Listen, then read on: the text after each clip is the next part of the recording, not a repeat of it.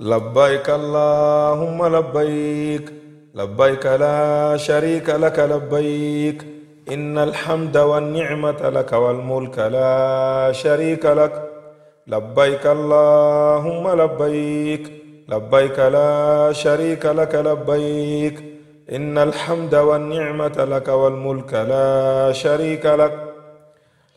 Frères croyants ayant intentionné le pèlerinage cette année, voici dans ce qui va suivre ce qui vous sera très utile pour votre Hajj, votre Umrah ainsi que votre visite jusqu'à ce que vous reveniez. Et pour cela, chers frères, si une personne parmi nous intentionne de se rendre à la Mecque ou au pèlerinage, il faut d'abord chercher l'argent licite. Après, il faut lire, apprendre et bien comprendre et demander aux savants comment effectuer le pèlerinage ou soit comment le professeur Salama l'avait effectué. Il faut aussi rembourser ses dettes. Et s'il se trouve dans l'incapacité, il faut annoncer à ses créanciers qu'il veut se rendre à la Mecque. Et il faut aussi demander pardon à ses collègues ou à ses amis qui l'offensaient régulièrement. Et de la même manière que celui qui intentionne de se rendre à la Mecque doit intensifier les marches à pied, de peur qu'il ne soit essoufflé pendant donc la marche au rite du pèlerinage. C'est pourquoi donc nous vous recommandons de faire la marche. Et il faut aussi faire le testament. Il faut faire le testament parce qu'on ne sait jamais. On ne sait jamais. Dans ce voyage, il se peut qu'on ne rentre pas. Et si on ne rentre pas, on aura quand même déjà inscrit ce qu'on voulait faire pour notre wasiya. Et il faut aussi tenir compte des vêtements qu'il faut prendre parce que ce sont des lieux où il fait extrêmement soit chaud ou bien frais. Il faut donc demander et donc aux anciens c'est quel habit qu'il faut prendre. Il faut demander donc suivant donc les saisons. Et il faut aussi prendre les sandales, les chaussures, donc il faut prendre les sandales. Et pour ceux qui ne résistent pas au froid, il faut acheter les souliers. Il faut acheter ces souliers parce que durant le séjour dans la mosquée du prophète, vous avez un long séjour là et si vous ne supportez pas le froid, il faut acheter donc les souliers. De la même manière, il faut respecter les consignes et les recommandations de votre encadreur parce que chaque encadreur donne des consignes à ses encadrés pour pouvoir bien effectuer donc son pèlerinage. Et il peut aussi avoir ses habits de ihram, donc ses habits de sacralisation ici et les préparer avant d'aller à partir d'ici. Mais avec l'agence Sama Voyage, vous aurez ces habits. On va vous donner ces habits bien inscrits. Il y a le nom de l'encadreur, il y a son numéro. Même s'il arrive que vous vous perdez, vous vous égarez, il y aura donc les moyens de retrouver votre encadreur. On va aussi vous donner les sacs pour conserver vos chaussures. On va aussi vous donner les porte-monnaies pour garder votre argent. Et rien n'empêche que vous trouviez aussi des petites pochettes pour pouvoir mettre les cailloux pour la visée des stèles. Et il y a aussi les objets interdits qu'il faut éviter. Par exemple, les aiguilles ou bien l'épingle. C'est parce que ça peut blesser une autre personne. À l'entrée de l'avion même, on interdit cela parce qu'on va tester cela. Et il y a aussi, par exemple, la cola pour les consommateurs ou soit d'autres qui pensent qu'il faut aller revendre en Arabie Saoudite. Ce sont des objets interdits. Et on peut vous arrêter ou soit on vous traîne tout simplement jusqu'à ce que votre équipe parte et vous laissez. Tout ce qu'on vous conseille, c'est de respecter les consignes du gouvernement saoudien. Pour ceux qui ont un peu du poids, il faut acheter ces vaselines pour pouvoir frotter entre jambes. Parce que après donc, des marches, suite donc à ces frottements, certaines ont du mal à marcher. Vous aurez donc des difficultés par la suite de vos rites. Il faut aussi avoir son petit tapis de prière qu'il faut tenir. Mais Sama Voyage va vous distribuer ce tapis d'ici au Cameroun. Et il faut acheter votre tente quand vous serez à Mina. Mais là, vous allez acheter à la Mecque. Et il faut aussi acheter un tapis plus épais que le tapis de prière pour pouvoir dormir à Muzdalifa. Et voici encore un autre point, le téléphone. Partez même avec votre téléphone Android, vous achetez votre SIM de l'Arabie Saoudite et on vous installe WhatsApp du coup pour pouvoir être en contact avec votre famille ainsi que l'encadreur. Vous devez donc enregistrer le numéro de votre encadreur et l'encadreur aussi va enregistrer votre numéro. Et maintenant, à propos de l'argent, si vous avez votre argent et que vous avez la possibilité de l'échanger ici au Cameroun, faites-le. Et en changeant, il faut donc aller dans les lieux sûrs, dans les banques. Et si vous échangez votre argent au bord de rue et qu'arrivé en Arabie Saoudite, on trouve les faux billets à l'intérieur de votre argent, sachez que le gouvernement va vous arrêter, on va vous prendre. Donc, si vous échangez votre argent, ça sera très profitable pour vous parce que notre argent, le taux de notre argent a trop baissé. Et si vous avez votre carte bancaire, c'est mieux. Vous pouvez facilement retirer votre argent étant même en Arabie Saoudite. Voici encore un autre point. Et le fait de vivre ensemble, en communauté avec les gens. Si vous partez, du moment où vous quittez ici jusqu'à ce que vous arrivez et vous revenez, vous êtes toujours avec les gens. Prenez par exemple l'exemple du climatiseur. Il y a ceux qui n'aiment pas ce clim, il y en a d'autres qui l'aiment. Alors, il faut qu'on négocie à l'amiable avant même l'intégration des chambres. Les gens négocient à l'amiable. Ceux qui n'aiment pas ce clim prennent une même chambre et d'autres aussi prennent la même chambre. Et voici encore, il faut qu'on vous dise dès maintenant que concernant l'alimentation, la nourriture est très chère. Une boule coûte jusqu'à 20 rials. Et 20 rials, c'est environ 4000 francs. Vous prenez par exemple le riz avec un peu de poulet, c'est 25 rials dans les 5000 francs. Vous voyez donc, le poulet avec pomme là, c'est toujours dans les 5000 francs. Et les fruits, c'est par kilo qu'on vous vend et le kilo va coûter jusqu'à 6000 francs. Les oranges et autres, c'est 3000 francs le kilo. Une petite boîte de yaourt, c'est 600 francs. L'eau de demi-litre là, c'est 400 francs. Et Pepsi, comme vous voyez là, c'est jusqu'à 600 francs, donc 3 rials. La nourriture est excessivement chère. Maintenant, au moment du départ, vous allez donc prendre votre départ soit devant Sama Voyage ou ailleurs. Il y a toujours l'embouteillage, il y a des bousculades donc à l'entrée du bus. Les voleurs profitent donc à ce moment pour venir s'infiltrer pour pouvoir vous voler. Alors il faut vous mettre en rang et être discipliné. Et si vous êtes discipliné, et donc les bandits n'auront pas la possibilité de venir vous déranger. Et il faut vous rassurer que vos bagages sont déjà dans les soutes de véhicules avant d'entrer. Et lire aussi l'invocation. Allahu Akbar, Allahu Akbar, Allahu Akbar, Alhamdulillah, Alhamdulillah, Alhamdulillah. Subhanaka Allahumma inni zalamtu nafsi, faghfir li fa innahu la yaghfiru dhunuba illa ant. Subhana alladhi sakhkhara lana hadha wa ma kunna lahu mukrinin wa inna ila rabbina lamunqalibun. اللهم إنا نسألك في سفرنا هذا البر والتقوى ومن العمل ما ترضى.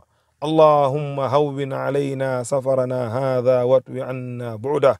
اللهم أنت الصاحب في السفر والخليفة في الأهل. اللهم إنا نعوذ بك من وعثاء السفر وكعبة المنظر وسوء المنقلب في المال والأهل والولد. Voici donc l'invocation qui est venue dans la sunna du prophète. Dans l'agence de Sama Voyage, si vous ne connaissez pas l'invocation, on va lire et vous allez répéter. Si la voiture est en train d'aller doucement. Alhamdulillah, Alhamdulillah, Alhamdulillah. Si on est en train de monter, vous dites Allahu Akbar, Allahu Akbar, Allahu Akbar. Si la voiture descend, vous dites Subhanallah, Subhanallah, Subhanallah. De la même manière, nous allons faire comme ce qui est venu dans la sunna. Chacun doit donc évoquer Allah quittant de chez lui jusqu'à ce qu'il arrive. Cette fois-ci, au Cameroun, nous avons 3 aéroports, Garoua, Yaoundé et Douala. À chaque aéroport, il faut vérifier et respecter l'heure. L'heure où on vous demande de venir, il faut respecter l'heure. Pas qu'on vous dise de venir à l'aéroport et que les gens sont là, mais vous n'êtes pas là. Si on vous dit 9h, à 9h, il faut être à l'aéroport. Et il y en a d'autres qui restent au quartier, Ils nous appellent au téléphone en disant que nous sommes en train de venir, vous êtes où? Il faut savoir qu'à ce moment, nous sommes très occupés et c'est pour votre cause. Nous sommes en train de chercher vos billets, le billet d'embarquement, mais si on vous dit de venir à 9h, venez à 9h, respectez l'heure. Et si nous arrivons à l'aéroport, nous devons tous nous réunir à côté de notre encadreur. Et il faut donc bien écouter l'encadreur là et bien le suivre pour comprendre. Et après, on se met donc en rang. Chacun se met derrière l'autre pour pouvoir bien entrer. Et il y a donc les objets interdits. À l'aéroport, il ne faut pas prendre donc les objets interdits qu'on avait cités récemment, comme les ciseaux, les lames, le couteau, et même les liquides, même certains liquides, ne faut pas prendre. Les liquides qui dépassent 100 mg sont interdits. Donc il y aura tout dans ces éléments en Arabie Saoudite. Vous aurez la possibilité d'acheter. Mais vous pouvez acheter, vous pouvez prendre votre repas d'entreprise, mais les bouteilles de gaz, non, c'est à éviter. Concernant l'alimentation, on ne peut pas prendre un repas qui a été préparé avec de l'huile, mais un repas sec comme les kilichis peuvent passer, il n'y a aucun problème. Pour ceux qui veulent prendre donc ceci, mais ça n'entre pas quand même à l'intérieur de l'avion, mais ça passe dans les soutes. Et celui qui est malade peut aussi prendre ses comprimés, mais avec l'ordonnance à l'appui. S'il n'a pas l'ordonnance, qu'il sache qu'on va récupérer.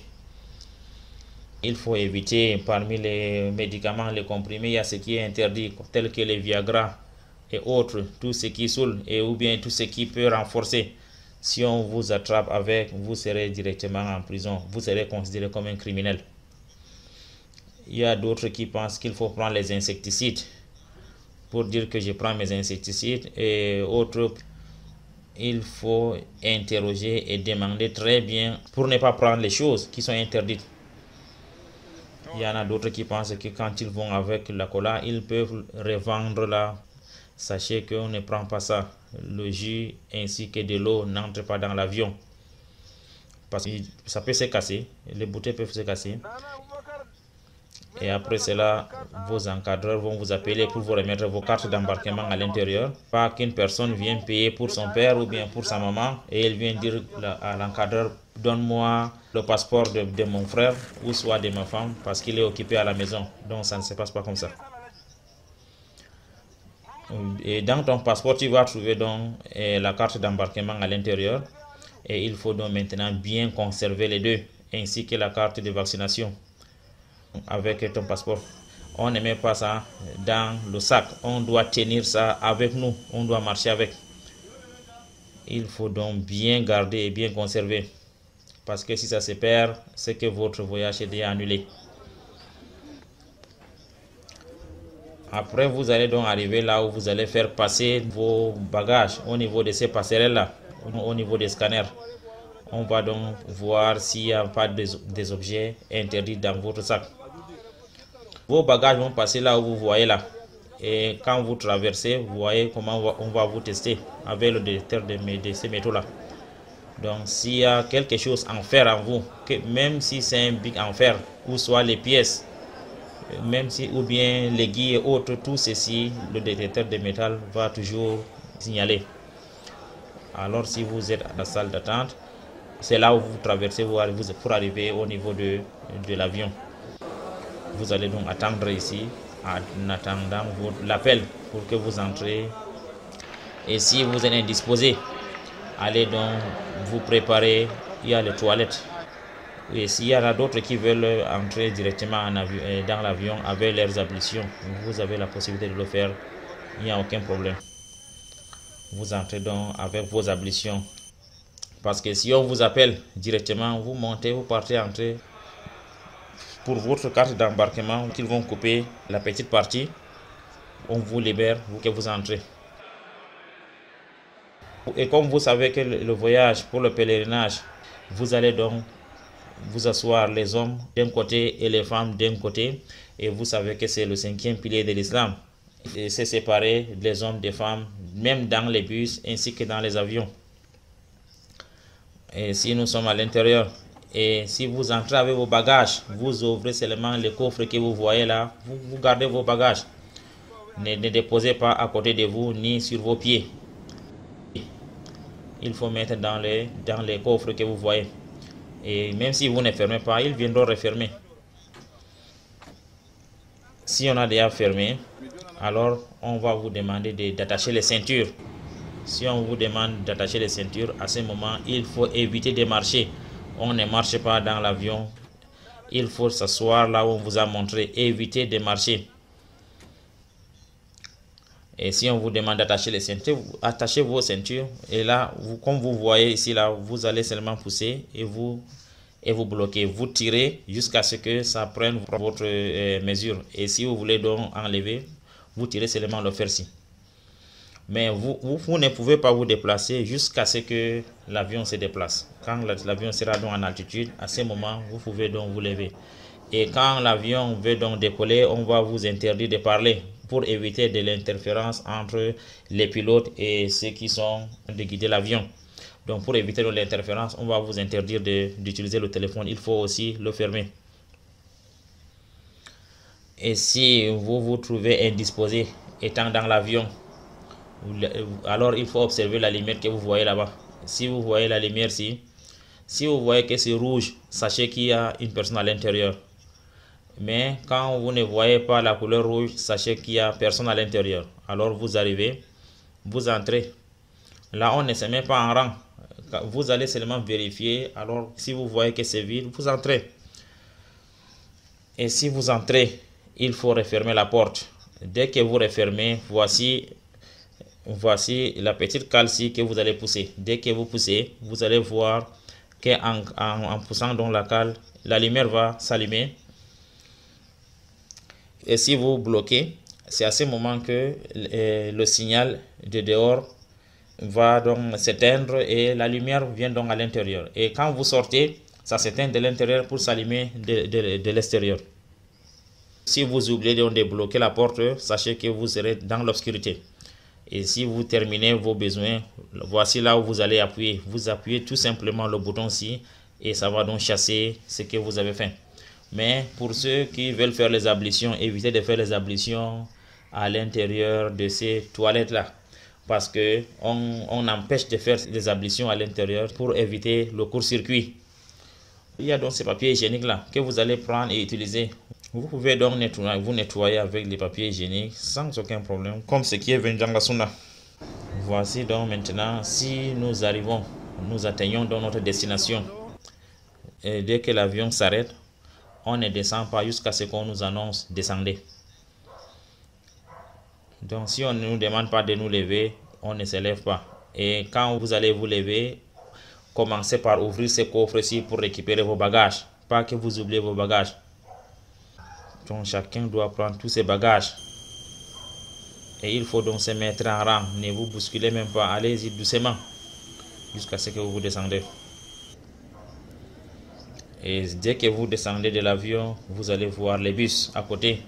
Et ces bus vont vous prendre pour vous amener. Vous allez donc vous mettre en rang. Et vous sortez vos passeports. Vous allez donc sortir vos passeports. Et à ce moment, quand vous arrivez, on va vous distribuer les comprimés. Ce sont les antibiotiques. Mais si une femme est enceinte, là, il faut déclarer qu'elle est enceinte. Ou soit, on va même interroger à cette femme que s'il y a une femme enceinte, là, elle doit se déclarer. Mais on va toujours demander. Et si vous arrivez au niveau de la police d'immigration, on va vous filmer. On va vous mettre aussi le cachet pour te donner l'accès direct en Arabie Saoudite. Et si vous entrez, vous n'allez pas traverser une fois pour aller au niveau des bus. Et si vous traversez le niveau de la police, il y a là où on doit mettre les bagages. Vous allez prendre vos bagages.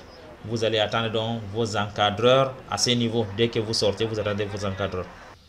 Vous allez trouver donc les gens. Et d'habitude, vous allez trouver l'ambassadeur ainsi que le consul. Ils viennent souvent accueillir les gens à l'aéroport. Vous allez donc voir ces gens-là.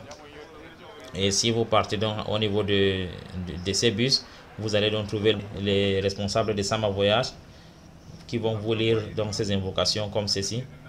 Allahumma rabba samawati sab'i wa ma azlalna wa rabbal aradina sab'i wa ma aklalna wa rabbash shayadini wa ma adlalna wa rabbar riyahi wa ma dharayna nas'aluka khayra hadhihi al-qaryati wa khayra ahliha wa khayra ma fiha wa na'udhu bika min sharriha wa sharri ahliha wa sharri ma fiha.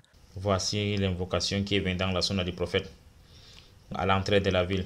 Si on arrive donc à notre lieu d'hébergement, il ne faut pas aussi oublier nos bagages dans les bus parce que parfois les chauffeurs même sont inconnus. Pour l'hébergement, c'est l'encadreur qui vous héberge et chaque pèlerin choisit son cochambrier. Comme on avait dit, pour l'occupation des chambres, c'était donc on vous donne votre clé, quel que soit votre nombre, que ce soit 4, 6, 8, ça dépend donc du nombre. Et si on va vous donner l'heure à la prière à telle heure, à telle heure. Et mais la première sortie, personne ne doit aller à la mosquée seul. Il faut toujours aller avec l'encadreur. Et on va vous dire l'heure, on va vous prendre pour vous montrer la route, de peur que vous ne vous perdiez en route. On va vous indiquer par où passer pour arriver à la mosquée. On va vous indiquer aussi les restaurants. On va vous montrer les lieux d'échange où vous pouvez changer votre argent. Nos jours que nous allons passer à Médine, on doit plus se donner à la mosquée, on doit aller à la mosquée de Médine. Et comme l'espace que vous voyez, l'espace ici, le prophète a dit, entre mon mimbar et ma maison, il y a donc un jardin comme le jardin du paradis. Donc il faut aller donc faire les sunnas de là-bas. Il faut aller aussi rendre visite à Baqi ul Gargat. Voici Jabal al-Oud aussi, là où on doit visiter. Masjid al-Quba. Voici les lieux à visiter à Médine.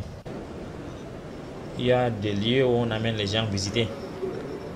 Voilà, ça va vous permettre de connaître l'histoire de notre religion comme Masjid al-Qiblatain, Sab al-Masajid, Mujamma Malik Fahad.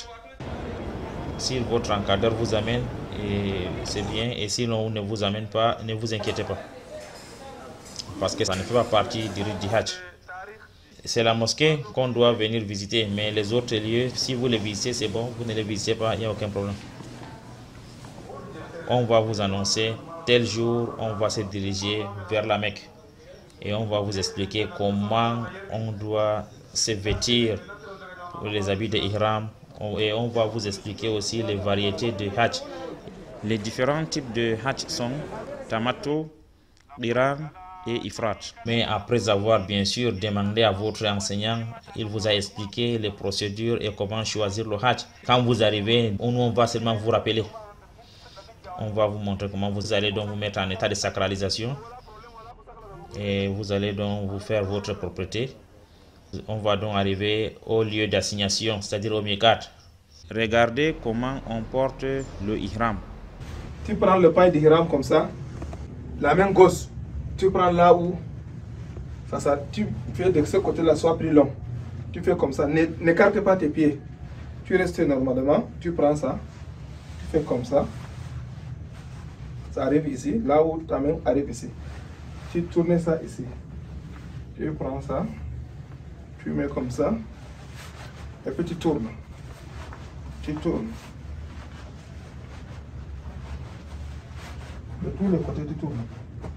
Donc, comme ça, tu marches normalement. Si tu veux t'asseoir, tu fais comme ça, tu t'assois. Il y a 1, 2 et 3.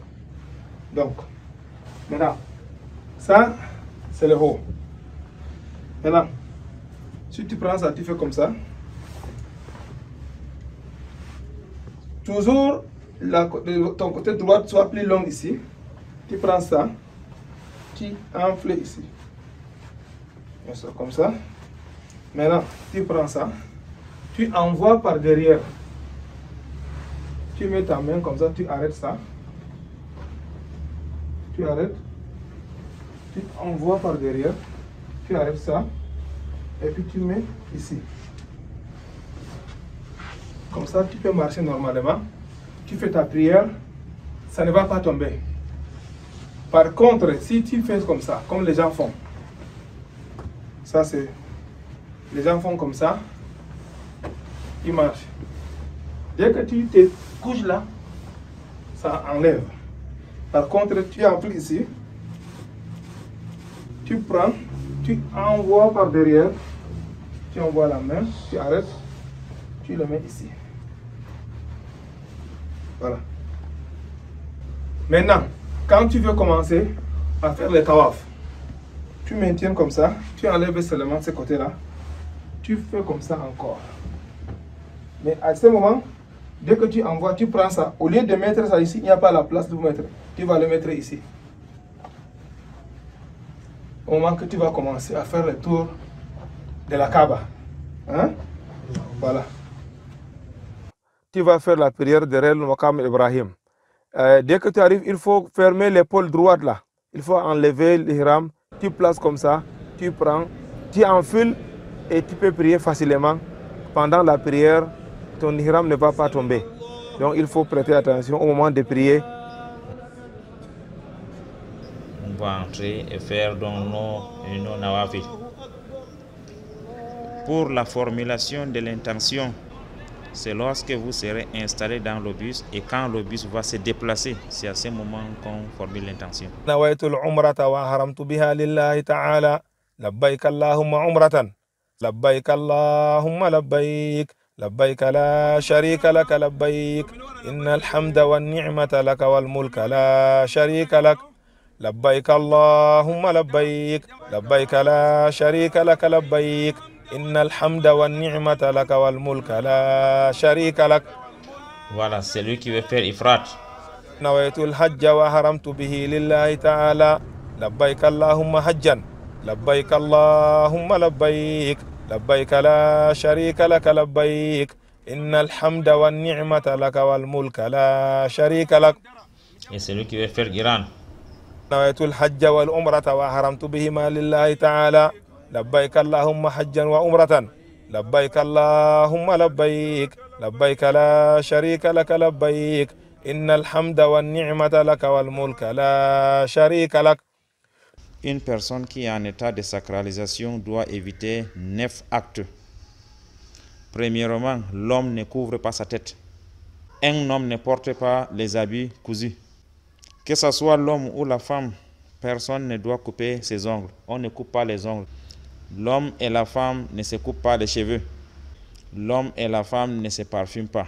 On ne doit pas utiliser l'objet parfumé, tel que le savon, le parfum, l'huile. L'homme et la femme ne tuent pas le gibier en état de sacralisation. Donc, gibier veut dire seulement un animal, tout simplement. À l'esplanade de la mosquée, il y a les pigeons autour de la mosquée. S'il attrape donc ces pigeons, c'est comme s'il les a immolés. Il sera donc appelé à s'expier. C'est pourquoi il faut éviter de les faire voler ni de les attraper. Celui qui est en état de sacralisation n'attache pas le mariage, ni se marier lui-même, ni être le tuteur d'un autre, ni aussi être un imam qui doit sceller le mariage. Il doit éviter des paroles obscènes. Si une personne est en état de sacralisation, il évite les préludes des rapports charnels ou bien les préliminaires des rapports charnels, tels que s'embrasser ou se faire des câlins. De même, celui qui est en état de sacralisation ne fait pas de rapports charnels, même s'il a voyagé avec sa femme. Les 9 actes à éviter en état de sacralisation. Si un homme se couvre la tête ou porte les habits cousus, ou un homme ou une femme se coupe les cheveux, ou un homme ou une femme se taille les ongles, ou un homme ou une femme utilise le parfum, celui-là a 3 choix. Il a donc l'un de ces 3 choix devant lui pour s'expier. Soit il jeûne 3 jours, soit il nourrit 6 pauvres, soit il immole un mouton. S'il immole une bête, en attrapant un pigeon, qu'il se renseigne auprès des oulémas de Al-Haram, ce qu'il fera pour s'expier. Si en état de sacralisation, un homme ou une femme se marie, pour s'expier, il fait le istighfar et demander pardon. S'il embrasse une femme, il immole un mouton et il demande pardon à Allah. S'il fait des rapports charnels, il immole un mouton et son hajj est rejeté. Il continue jusqu'à la fin du hajj et il revient l'année prochaine pour refaire son hajj. Et si une femme est en état de menstruation ou de lochi, elle arrive au niveau des miqat, elle doit donc faire exactement comme les autres, se laver, faire l'intention, mais elle ne prie pas. Elle attend au niveau de la voiture, les autres prient et reviennent. Elle l'a trouvé, elle fait la baïka comme les autres. Et elle s'assoit, elle attend jusqu'à ce que elle se purifie. Elle contacte l'encadreur après la fin de ses lochis. Et elle fait donc son tawaf al-Qudum. Mais elle doit faire tout le reste des rites du Hajj, sauf qu'elle ne prie pas. On change donc la baïka à chaque instant. À chaque fois que notre situation change, nous sommes en train de marcher, nous sommes dans la voiture, on a croisé les gens, ou soit on descend. Donc à chaque fois que la situation où nous sommes change, on doit faire la baïka. Et ceci jusqu'à ce que nous entrons à la Mecque. Et si on vient donc à l'entrée de la Mecque, on doit lire l'invocation ici. Allahumma inna hadha al-harama haramuk, wal balada baladuk, wal amna amnuk, wal abda abduk. جئتك من بلاد بعيدة بذنوب كثيرة وأعمال سيئة أسألك مسألة المضطرين إليك المشفقين من عذابك وأن تستقبلني بمهد عفوك وأن تدخلني في فصيح جنتك جنة النعيم. Voici donc, après avoir lu cette invocation, on continue avec la baïka encore. لبيك اللهم لبيك لبيك لا شريك لك لبيك إن الحمد والنعمة لك والملك لا شريك لك. Et nous allons continuer comme ça avec notre labaïka jusqu'à ce que nous arrivions à l'hôtel. Et si on descend à l'hôtel, chacun doit descendre avec tous ses bagages. Et on se met en rang comme d'habitude. Et nous suivons nos encadreurs jusqu'à ce qu'ils nous indiquent où on doit se loger. Et on attend donc jusqu'à ce qu'on nous dise à telle heure on ira à la Kaaba. Et concernant donc les tawaf, puisqu'on va aller maintenant faire le tawaf, ceux qui font Iran, ceux qui font Tamatou et Ifrat vont donc aller faire le tawaf. On doit se préparer et se mettre à l'aise et on ne doit pas trop boire de l'eau. Et si on sort donc de notre hôtel, on se dirige directement vers la Kaaba pour aller faire notre Umrah, ou pour ceux qui font le Hajj. Avant d'entrer à la Kaaba, on doit dire cette invocation.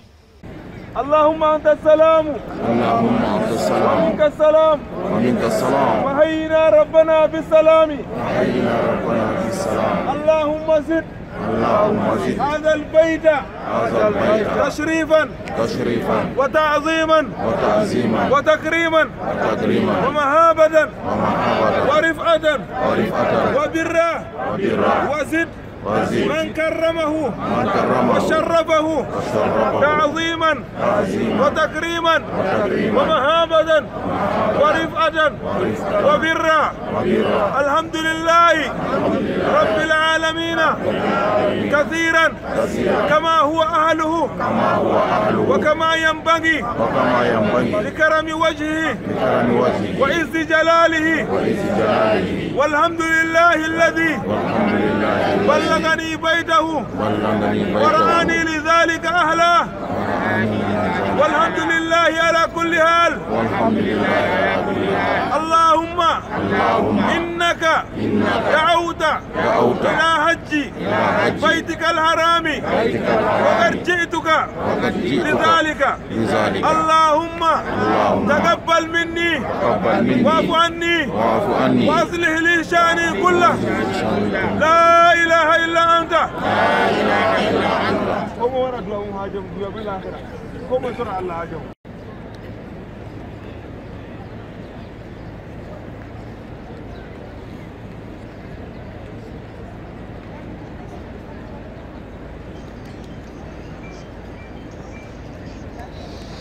Chers frères, si nous arrivons à l'entrée de la Kaaba, ceux qui sont venus avec Tamatou, ils font seulement la Umrah.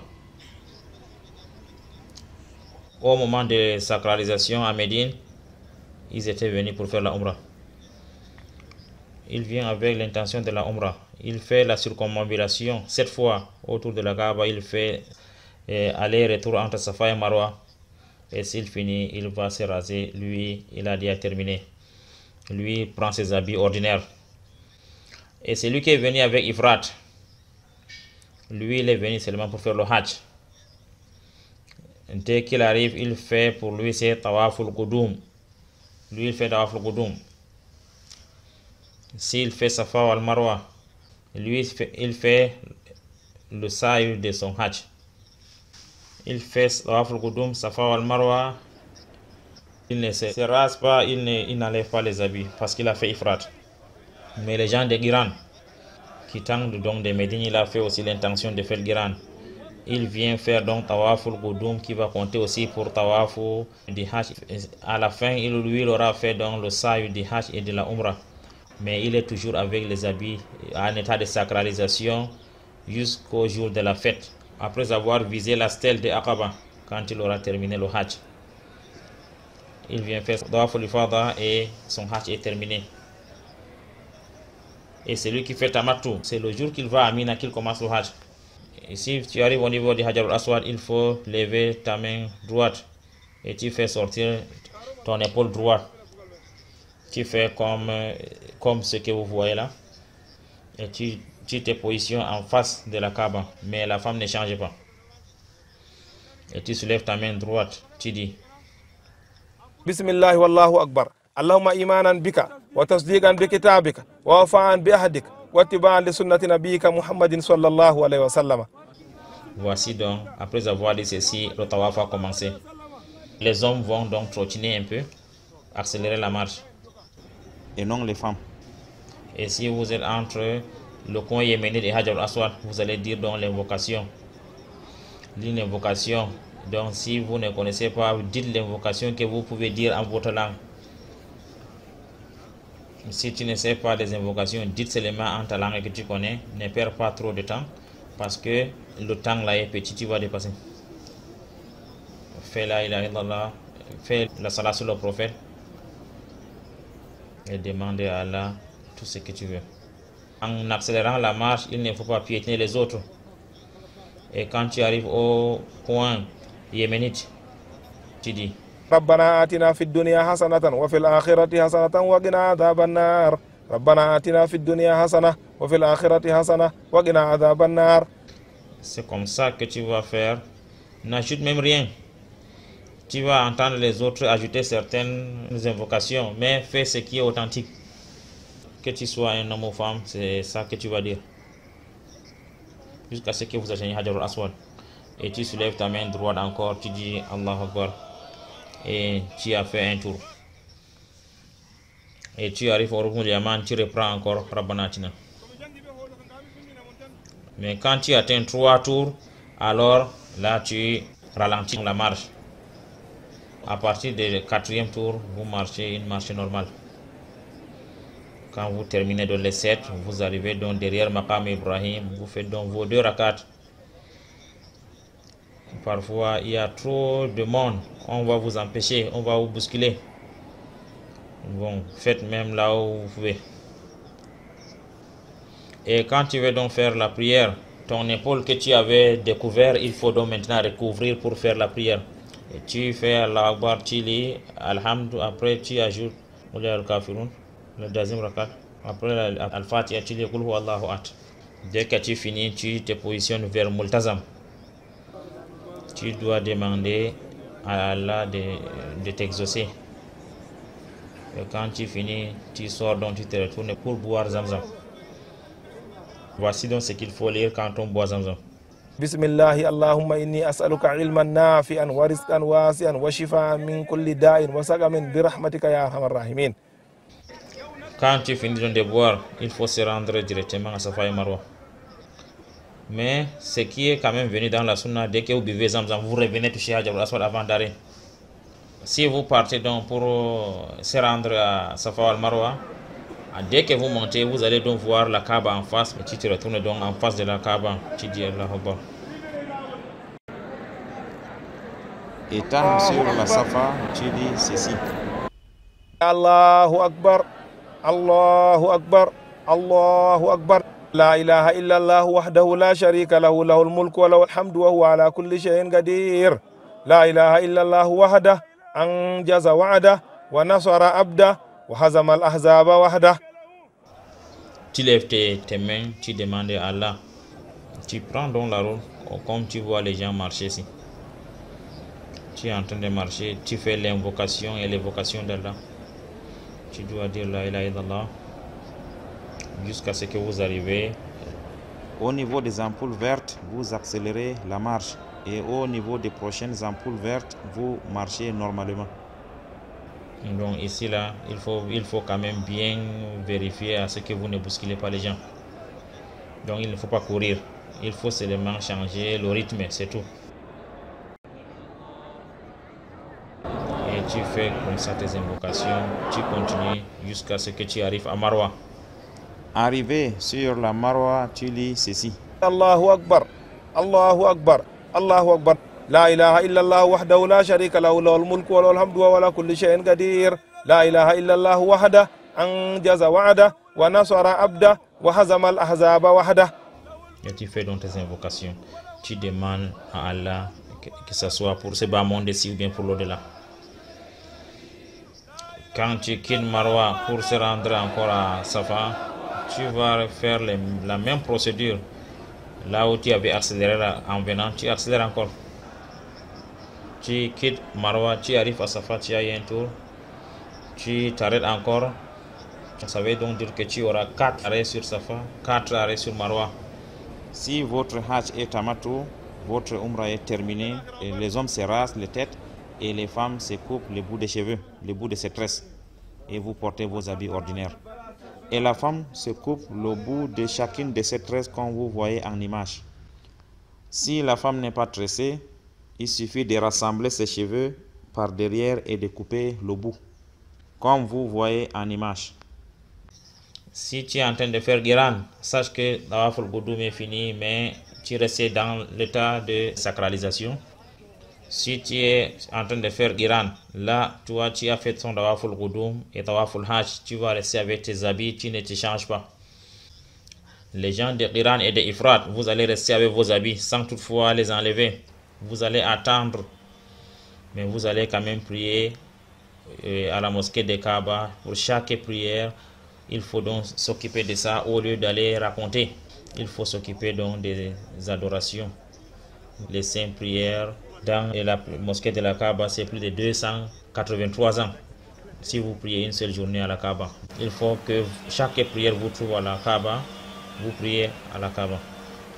Allah fait descendre au niveau de la Kaaba 120 lumières. 60 lumières est attribuées à ceux qui font le tawaf. 40 sont attribués à ceux qui prient et 20 sont attribués à ceux qui observent. Si vous êtes seulement au niveau de la Kaaba, vous aurez de la récompense. Et le 8e jour du mois de Dhul-Hijjah, on va vous demander d'aller à Mina. Pour ceux qui avaient fait Tamatou, ceux qui avaient enlevé les habits, ils vont donc aujourd'hui se laver. On se lave à l'hôtel, on porte le ihram et on entre dans le bus. Et dès qu'on entre dans le bus, on formule l'intention. Il va donc dire nawaitul hajja wa haramtu bihi lillahi ta'ala labbaik allahumma hajjan labbaik allahumma labbaik labbaik la sharika laka labbaik innal hamda wan ni'mata laka wal mulka la sharika lak. Et dès qu'il fait ceci, il a fait la sacralisation pour le Hajj.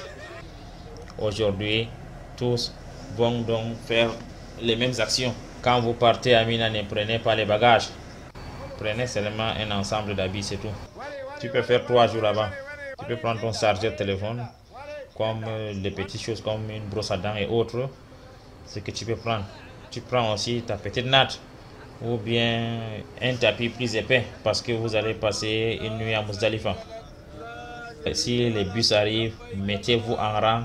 Allez-y doucement, ne vous bousculez pas parce qu'on ne va pas vous laisser. On va toujours vous prendre. Les gens se bousculent pour rien, mais on n'a jamais laissé quelqu'un.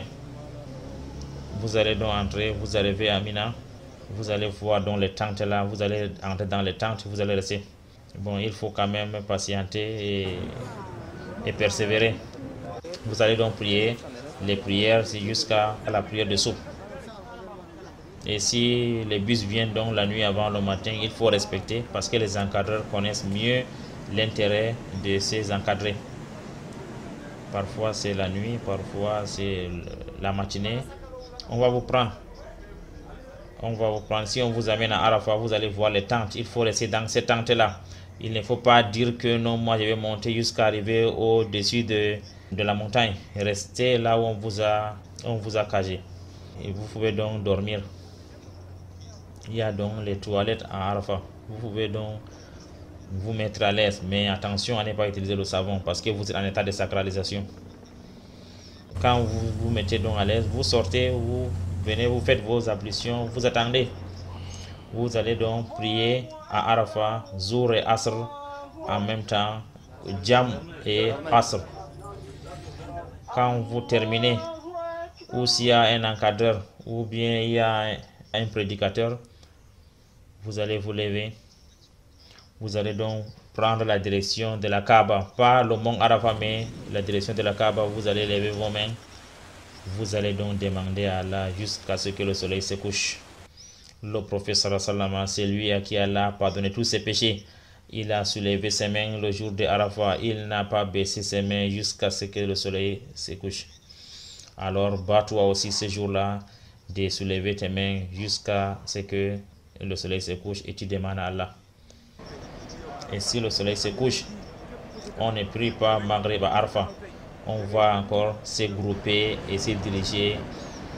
On va donc entrer dans ces bus-là. On ne doit pas se bousculer.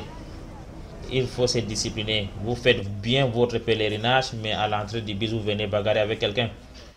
Donc, on va donc aller groupe par groupe. Chaque encadreur viendra donc avec ses encadrés jusqu'à ce qu'on arrive à Muzdalifa. Nous tous, on va se camper en un seul lieu. On va prier Maghrib et Isha, comme on avait prié Zour et Asr là, Jam. On va prier 3 rakats Maghrib et Isha 2 rakats. Et c'est là où on doit donc trier ou choisir, prendre les pierres, 7 pierres. Chacun doit prendre 7 pierres. Et là où on va donc mettre dans nos pochettes, qu'on avait des petites pochettes là, on garde nos pierres. Et si quelqu'un se sent encore bien engagé, il peut se lever et se lancer dans le Nawafil. Le matin, dès qu'on prie avec Imam à Muzdalifa, on se lève en face de la Kaaba. On est en train de demander à Allah que ce soit le bien de ce bas monde comme de l'au-delà. Et on va donc prendre la route pour Mina. Et quand on va donc à Mina, on doit respecter les consignes de notre encadreur. On va vous dire que voici l'heure où les Camerounais vont aller viser les stèles. Et si c'est les Camerounais qui vont aller, on va vous dire que votre groupe va aller à telle heure. Il faut respecter les conditions que le gouvernement de l'Arabie Saoudite a fixées. On va vous dire à telle heure vous allez sortir pour aller viser les stèles. On doit donc être bien informé. On va aller ensemble. Si vous arrivez au niveau de Jamratul Aqaba, c'est le dernier sel. Donc, après avoir dit l'invocation, si on vise jusqu'à ce qu'on vise 7 cailloux. Bismillah, Allahu Akbar. Allahumma ja'alhu hajjan mabrouran wa sa'yan mashkouran wa dhanban maghfoura. Dès qu'on finit de lapider la Jamarat, on se rase et on porte nos vêtements ordinaires. Et si vous voulez, vous partez directement faire votre tawaf. Ou soit si vous avez votre bête, vous allez l'immoler. Et si vous partez à la Mecque, c'est mieux. Ou soit il faut être en contact avec vos encadreurs, ce sont eux qui vont vous indiquer. Il se peut que les encadreurs vous demandent de rester à Mina jusqu'à ce que vous reveniez à la Mecque. Alors vous faites donc votre tawaf, vous allez donc enlever vos habits, vous portez donc les habits ordinaires. Mais on ne se parfume pas. Même si vous étiez avec votre épouse, pas de rapport charnel parce que le Hajj n'est pas terminé. Sama Voyage a l'habitude d'accompagner les pèlerins au lieu d'immolation. Et arrivé, chacun achète son ticket de manière transparente et pour l'immolation de son bélier. On va rester donc à Mina jusqu'au 11e jour. 11e jour, vous allez prendre donc 7 cailloux fois 3. Vous allez donc garder dans votre poche, dans votre petite pochette. On va vous indiquer encore l'heure d'aller. Quand le soleil va traverser le zénith, vous allez donc vous diriger en disant Allah Akbar jusqu'à ce que vous arrivez au niveau des stèles. Vous allez donc viser au niveau du premier stèle, cette pierre. Il ne faut pas vous bousculer. Il ne faut pas prendre aussi un gros caillou parce que ça peut aller blesser quelqu'un. Donc vous prenez seulement des petits cailloux. Tu se lèves donc la main droite, tu dis l'évocation aussi. Bismillah Allahu Akbar. Allahumma ij'alhu hajjan mabrouran wa sa'yan mashkouran wa dhanban maghfoura. Tu vises jusqu'à ce que ça atteigne 7. Tu fais donc tes invocations. Tu vas donc au niveau de celle du milieu. Tu viens aussi à côté de ces stèles. Tu vises donc. On ne vise pas les 7 sur place, mais tu vas prendre un. Après avoir lu l'invocation, tu jettes. Tu bouscules encore vers ta gauche, là où les gens ne t'encombrent pas. Tu fais donc tes invocations. Et tu quittes encore, tu vas donc à Jamratul Kubra, donc la grande stèle. Tu vises encore. Tu vas viser encore 7 fois. Et tu te retournes donc, maintenant tu te retournes. Le 12e jour encore, tu vas refaire encore comme tu avais fait la fois passée. Au premier stèle, tu fais l'invocation. Deuxième stèle, tu fais. Troisième stèle, tu te retournes encore. Au 12e jour, si vous voulez rentrer à la Mecque, il faut le faire avant le coucher du soleil. Si vous rentrez à la Mecque, vous irez faire le tawaf al-ifada. Tu sors alors demain encore, tu vas viser les stèles comme on avait fait les 2 jours précédents. Quand on se retourne à la Mecque, l'encadreur va vous dire à telle heure exactement il faut aller faire le tawaf. Et si vous arrivez pour faire tawaf al-ifada, Celui qui fait tamattu, s'il n'avait pas fait le tawaf en arrivant à la Mecque, s'il fait le tawaf ce jour, c'est le tawaf al-ifada. Dès qu'il finit le tawaf, il est obligé d'aller faire le sa'i. Celui qui fait Qiran, s'il avait fait le tawaf à son arrivée à la Mecque et qu'il avait fait le sa'i, à son retour de Mina, dès qu'il fait le tawaf al-ifada, son hajj est terminé, il ne refait pas le sa'i. Celui qui fait ifrat, si à son arrivée à la Mecque, il avait fait le tawaf et le sa'i, à son retour de Mina, s'il fait le tawaf, il ne fait pas le sa'i et son hajj est terminé. Mais celui qui fait ifrat doit aller à Masjid Aïcha, reprendre la sacralisation pour faire la umrah. Comme ça, tous nos travaux du hajj et de la umrah sont terminés. on est maintenant à la Mecque, le hajj est fini, on fait beaucoup des invocations, on prie à la Kaaba, on demande à Allah. Et comme le professeur Salam a dit, donc le hajj accepté n'a de récompense que le paradis. Et maintenant, vous allez donc chercher les cadeaux que vous voulez acheter pour distribuer à vos familles. On va vous signaler le départ. Vous allez donc faire Tawaf al-Wada. Tawaf al-Wada, donc la circumambulation d'adieu pour dire au revoir. Là, on ne fait même pas la sacralisation ni rien. On va juste tourner autour de la Kaaba comme on avait fait avant et on fait nos invocations. Le tawaf al-wada doit être votre dernier acte à la Mecque. Au moment de retour au pays, chacun doit bien emballer ses bagages comme vous le voyez en image. Qu'Allah nous accepte, qu'il nous guide. Et si on arrive donc à l'aéroport, vous pouvez acheter votre zamzam. Mais on ne met pas ça dans les bagages. Si vous mettez dans les bagages, on va vous retirer ces bagages. Et pour cette année-ci, le gouvernement saoudien a décidé de poursuivre ceux qui vont mettre zamzam dans leur sac. Donc parce que ça peut causer l'incendie dans l'avion si jamais la boîte se casse. Tous ceux qui partent à la Mecque ont le droit d'acheter quand même 5 litres de zamzam. À notre arrivée au pays, en sortant des aéroports, il faut faire très attention. Parce qu'il y a les bandits qui font semblant de vous accueillir et après ils emportent vos bagages.